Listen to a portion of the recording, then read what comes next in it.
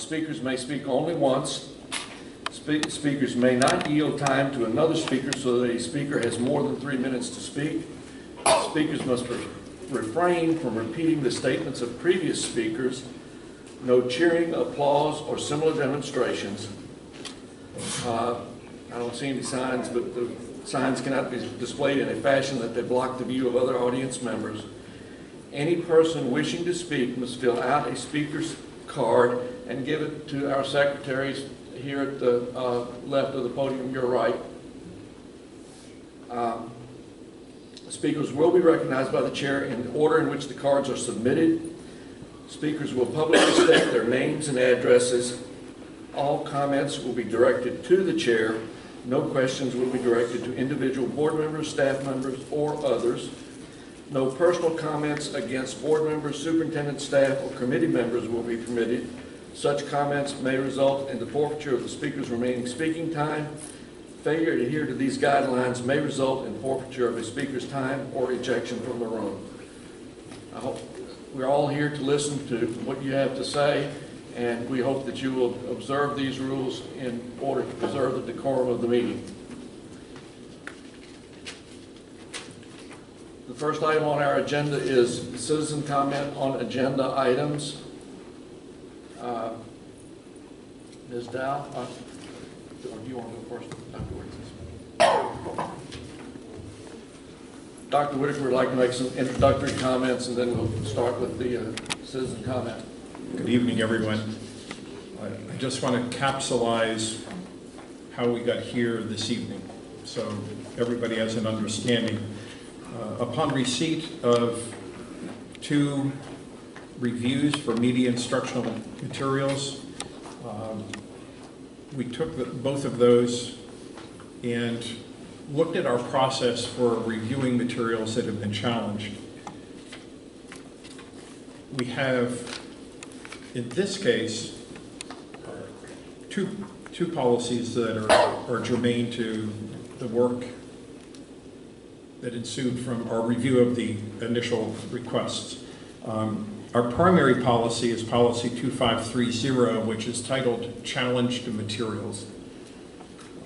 In this policy, we have established the makeup of a review committee. Under normal circumstances, this is what the committee makeup would have been. A chairman of the school advisory of the school for which the primary challenge was made. In this case, sort of by default, it was Port Charlotte High School. Secondary media specialist, a secondary principal, 3 instructional staff members at the secondary level, the curriculum supervisor for the subject area which was being challenged, and then 2 parents of secondary age students.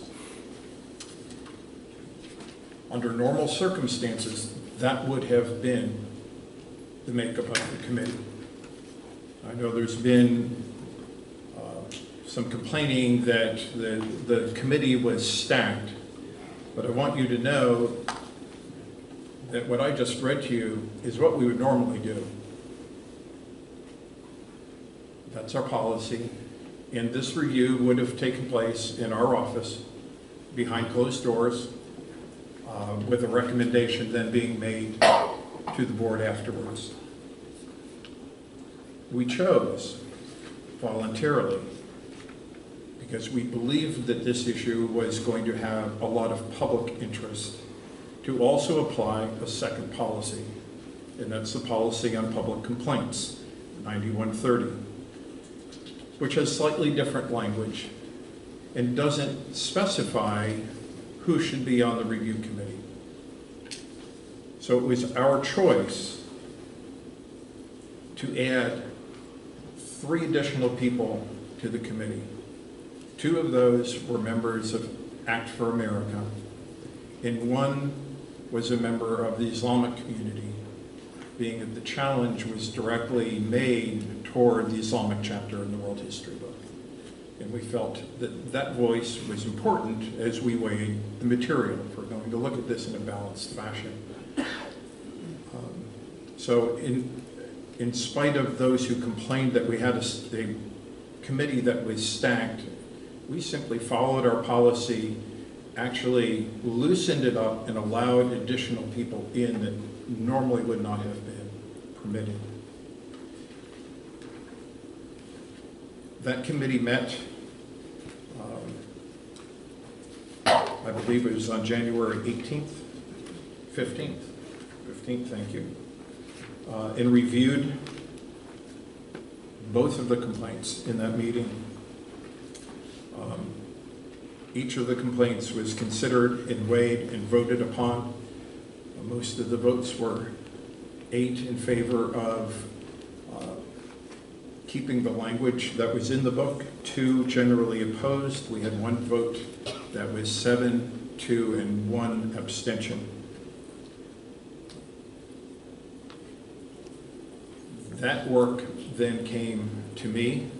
I reviewed the committee's recommendation, which was submitted by Mrs. Seifert on June 28th. It is summarized in a memo to me, and then I in turn made a recommendation to the board to uphold the committee's recommendation. That brings us here this evening. So with that summary in place, Mr. Swift, I'll turn the meeting back to you. Did you want to make a comment about the Sunshine Law as it applies to this particular situation, or do you? Not at this time. Okay. I have one comment before we start taking public comment. This discussion is not about whether or not to adopt a certain textbook or textbooks. The books being discussed were adopted several years ago under the appropriate Florida statutes in existence at the time of adoption. The appropriate statute for the adoption process as it exists now is 1006.28. While other portions of the statutes have changed and in some ways remarkably changed over the years, the portion on accuracy of instructional materials has remained unchanged since at least 2005 and can be found in the Florida statutes at 1006.35. This documents the process to remove textbooks from the adopted list by the state of Florida. Those comments being said, the first on the list is David Morris. Please remember when you step up to the podium to state your full name and address for the record. Hello, my name is David Michael Morris. I live at 21173 Midway Boulevard in Port Charlotte. I have lived in Charlotte County since 2003, and I am a graduate of Port Charlotte High School myself from 2010. I believe that it's important that our school board remember who their constituents are and who they represent. I believe that the majority of Charlotte County does not support what is in those books, and I believe that as representatives of the population of Charlotte County, it's important that our board acknowledge that. Now, some people have labeled us as right-wing extremists or book burners or Islamophobes.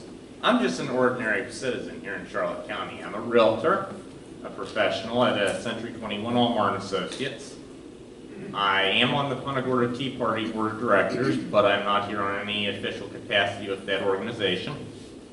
And I will say that I have talked with other members of the community, and I believe they're in agreement, for the most part, with our position, which is that the people here, for the most part, which is that Islam, as it is portrayed in the textbooks, this is an inaccurate portrayal of the religion and should not be in there.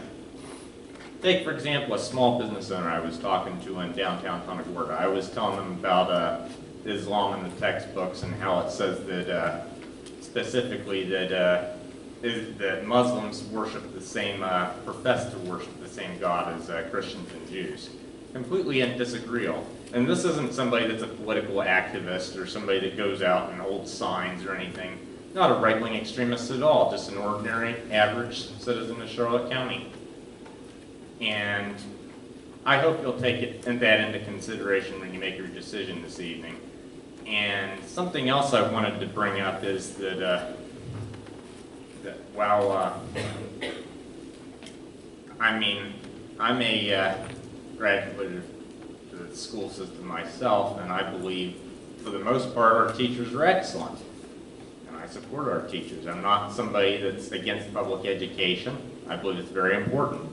But I do believe it's important that our board recognizes the people that it is to represent for the Constitution. Thank you, sir. Next is H.L. Martin.